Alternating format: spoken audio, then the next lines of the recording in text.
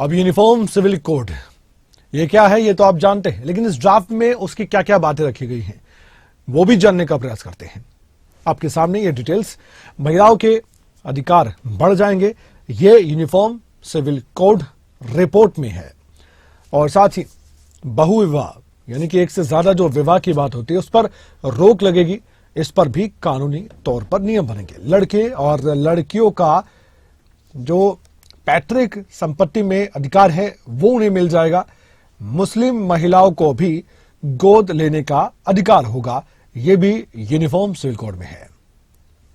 इसके अलावा गोद लेने की प्रक्रिया बहुत ही ज्यादा सरल हो जाएगी पहले से, ये भी एक आने वाले वक्त के लिए लाभ होगा।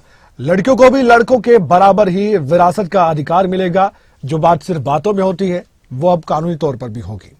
मुस्लिम समुदाय के भीतर जो इद्दत जैसी प्रथाएं हैं उन पर भी प्रतिबंध लगेगा, रोक लगेगी, जिनको लेकर विवाद रहता है। पुरुषों और महिलाओं की शादी की न्यूनतम कानूनी उम्र भी एक जैसी रहेगी, ये भी इसी में है। और ये सूत्रों के हवाले से हम बता रहे हैं आपको, लिव इन रिलेशनशिप के पंजीकरण बहुत जरूरी है। ये रजिस्ट्रेशन करवाना जरूरी होगा लिव इन रिलेशनशिप में अगर है तो। लिव इन रिलेशनशिप की जानकारी माता पिता को भी देनी होगी, ये भी बात काफी अहम है। पति और पत्नी दोनों को तलाक को प्रक्रियाओं को लेकर समान अधिकार होंगे, चाहे वो पत्नी हो चाहे वो पति हो, एक जैसे अधिकार होंगे। तो ये कुछ बातें हैं। और इसके बाद विवाह रजिस्ट्रेशन भी जरूरी होगा। यूसीसी लागू होने के बाद कोई भी शादी करेगा तो उसे रजिस्ट्रेशन करवाना ही होगा। बिना रजिस्ट्रेशन जो विवाह है वो अमान्य रहेगा। अगर किसी ने शादी कर ली और उसके बाद अगर वो कहीं पर उसे चैलेंज करता है कि शादी की गई है लेकिन आपने रजिस्ट्रेशन नहीं करवाया तो अमान्य है, ये बात मानकर चलिए। तो ये सूत्रों के हवाले से जानकारी है कि कुछ ऐसे पॉइंट्स हैं जो इससे यूसीसी में होंगे। और बच्चों की कस्टडी को लेकर भी है, दादा दादी को देने का भी प्रावधान है। बच्चे की कस्टडी, महिलाओं के अधिकार बढ़ जाएंगे, ये सबसे अहम है। हमारे साथ नासिर हुसैन जुड़े हमारे संवाददाता। नासिर, जो ये जानकारी है यूसीसी रिपोर्ट की, हालांकि अभी इस बात की पुष्टि नहीं है लेकिन छन छन कर जानकारी आ रही है, सूत्रों के हवाले से ये खबर मिल पा रही है। ये जो हमने पॉइंट्स भी बताए हैं ये काफी आकर्षित करते हैं, जो भी पॉइंट्स हैं इस कमेटी के, इस ड्राफ्ट के नासिर, क्योंकि इसमें कुछ ज्यादा विवादित तो लग नहीं रहा, बल्कि महिलाओं के अधिकार बढ़ेंगे और जो बेटियां हैं उनको ज्यादा उनके हक मिल पाएंगे, तो उनके फायदे की भी बात है। और बहुत सी ऐसी बातें हैं जो आकर्षित करती है अपनी ओर। कोई ज्यादा विवादित नहीं दिखता इसमें कुछ। देखिए कमल, आपने बिल्कुल कहा, यूनिफॉर्म सिविल कोड जो सब्जेक्ट है इसको लेकर के, क्योंकि कमेटी ने पूरा एक साल से ज्यादा का वक्त इसमें लिया और तमाम जो वर्ग हैं उनसे बातचीत की। करीब 2 लाख लोगों के राय मशवरा किया गया, उनके सुझाव लिए गए और उन सुझाव में ये बहुत सारी चीजें आई थी कि कुछ ऐसे कानूनों में कमियां हैं उनको दूर करना बेहद जरूरी है।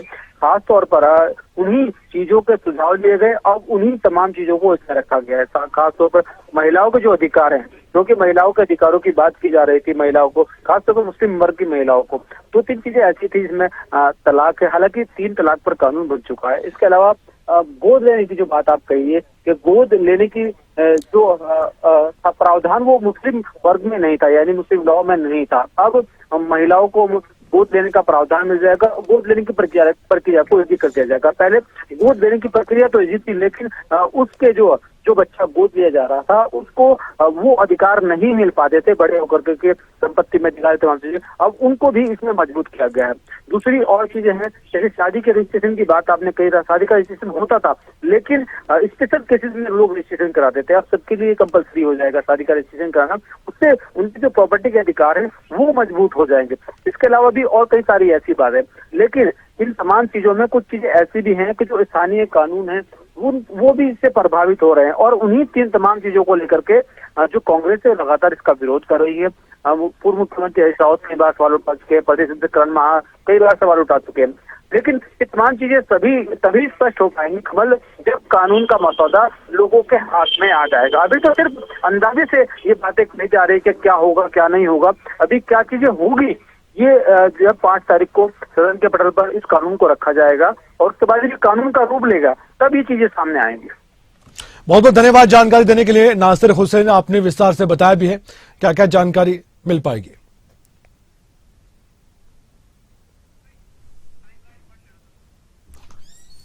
अभी टाइमलाइन देखिए, साल 2022 में विधानसभा चुनाव में बीजेपी ने यूसीसी का मुद्दा बनाया।